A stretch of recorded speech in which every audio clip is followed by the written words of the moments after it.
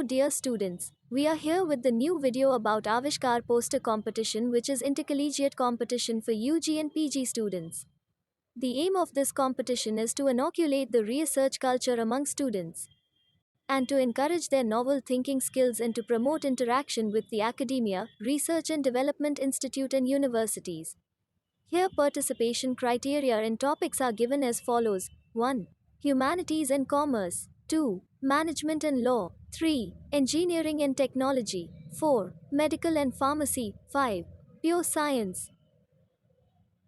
So guys, you have many questions about Avishkar poster competition, that what type of projects are selected. You have make poster on new innovations in the form of demonstration, models and poster. This competition is carried out on three basic levels, that is, college level, district level, and university level. Some guidelines are given here, so you have to go through it. You have to display your poster at the venue. You have to give oral presentation about your poster and have to explain it briefly.